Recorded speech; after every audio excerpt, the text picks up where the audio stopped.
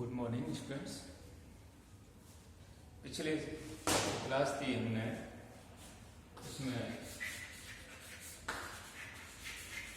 Lycopodium और lycopodium के जो गैमेटोफाइट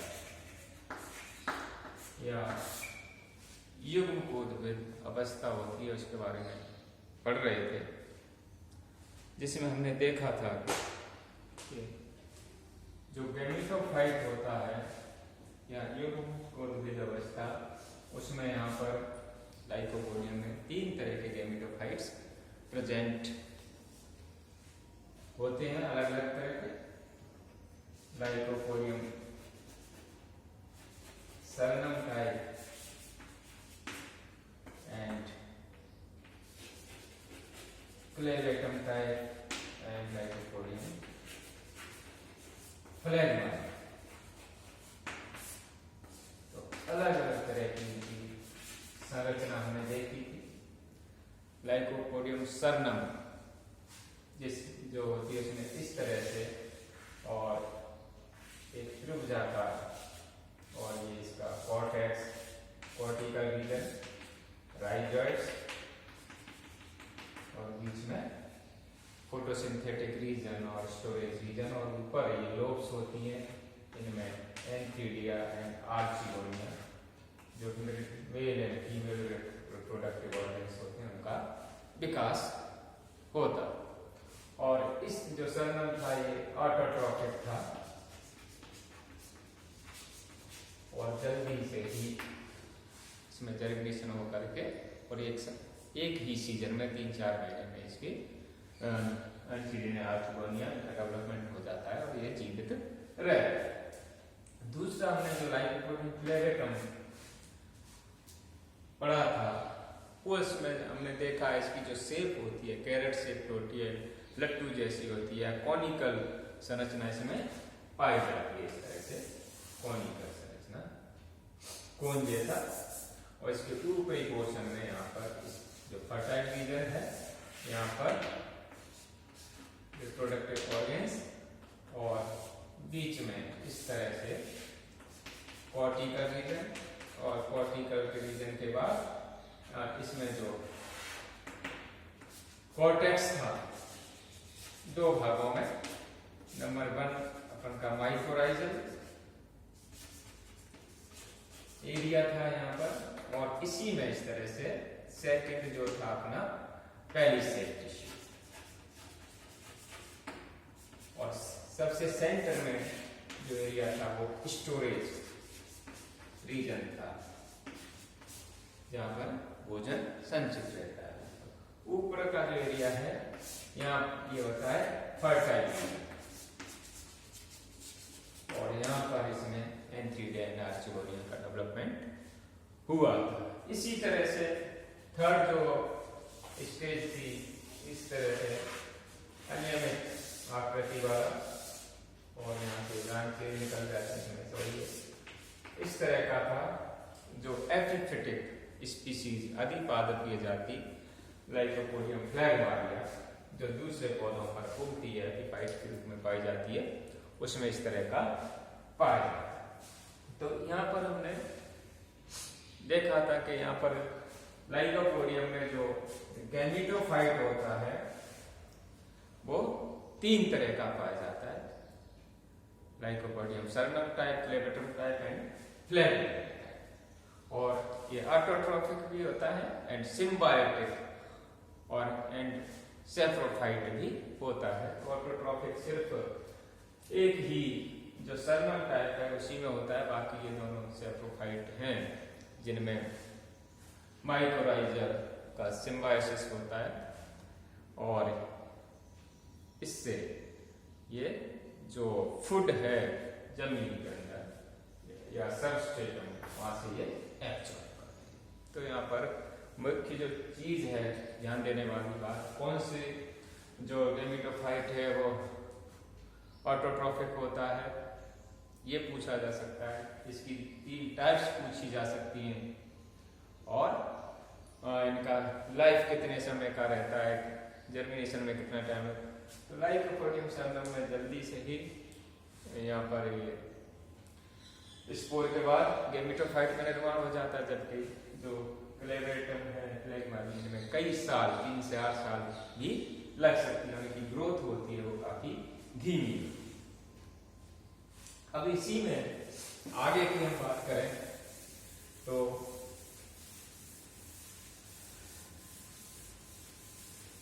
जब गैमेटोफाइट का विकास हुआ या गैमेटोफाइट बना,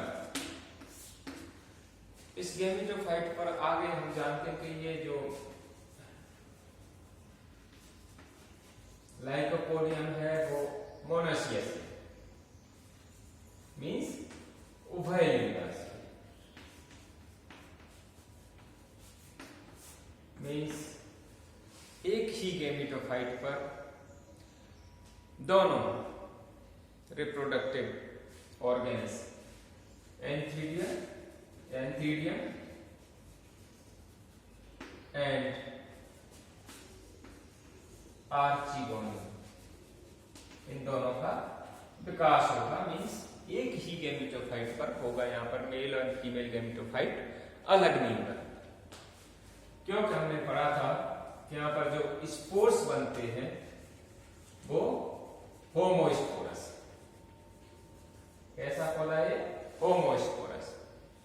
सम बीजाणु मीन्स एक ही तरह के यहाँ पर बीजाणु बनते हैं।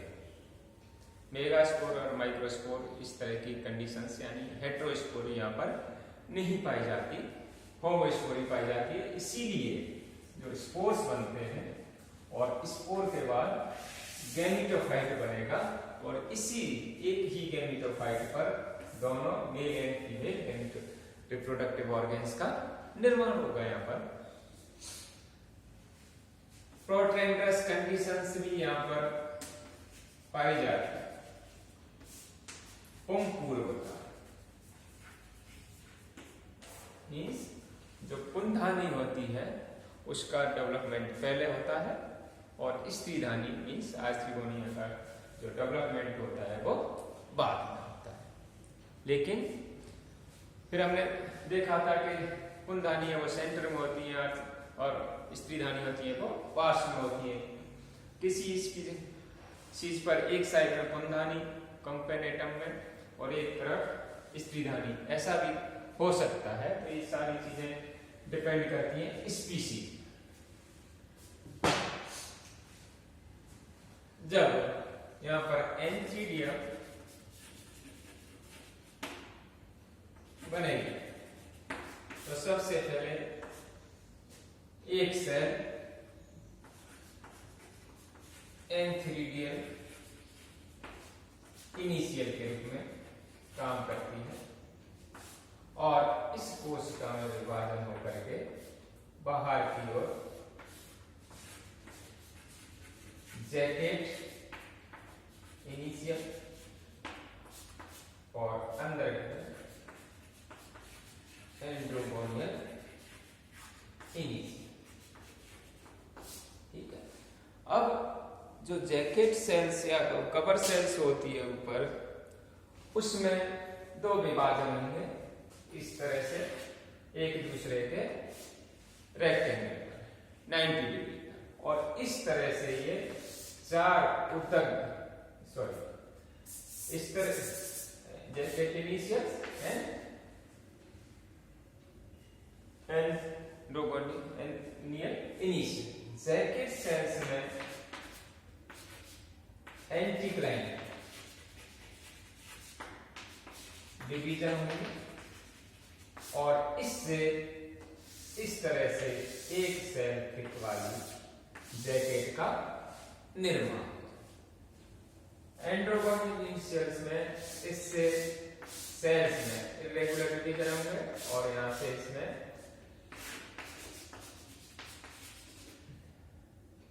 एंड्रोगोनियल सेल्स और लास्ट में इससे एंड्रोसाइट का निर्माण हो जाएगा। एंड्रोसाइट या antherozoid mother cells. Antherozoid mother cells में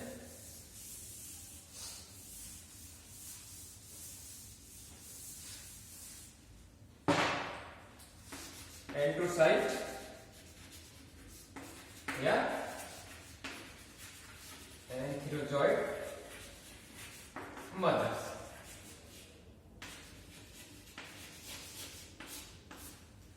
ठीक है। इसमें इस तरह से विभाजन और मेटामॉर्फोसिस, क्या होगा? मेटामॉर्फोसिस कायम, और इस तरह से इसे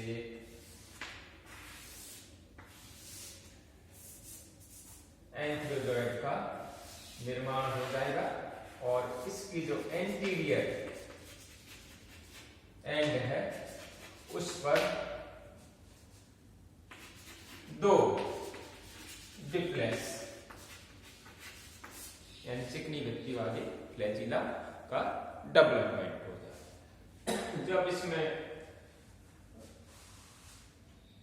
बाहर निकलते हैं एंथ्रोजॉइड, तो उसमें जो ओपर्कुलर सेल्स है,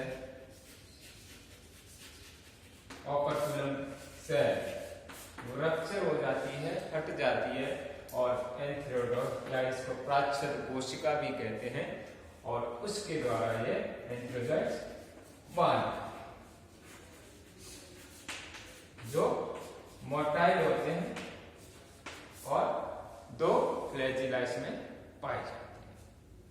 तो इस तरह से एंथीरियम में एंथ्रोजॉइड से गैमीट का निर्माण।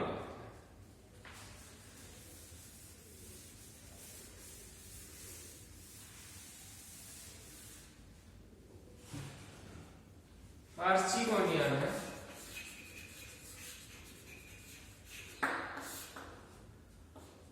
आर्चिगोनियल इनिशियल सेल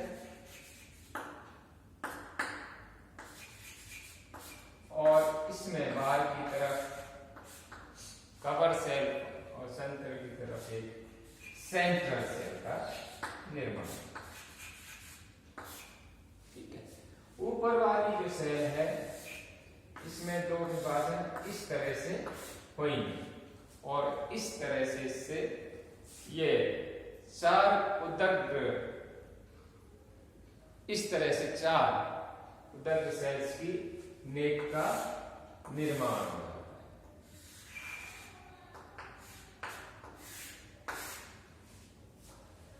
सेंट्रल सेल्स हैं, नेक सेल एंड वेंट्रल सेल, इनका निर्माण होता है। नेक सेल में आगे चल करके इससे 3 से 16 तक नेक कैनाल सेल्स का निर्माण होगा, और वेंट्रल से एक बीसीसी और एक एग सेल बनती है। तो इस तरह से यहां पर आर्चिगोनिया का डेवलपमेंट होता है।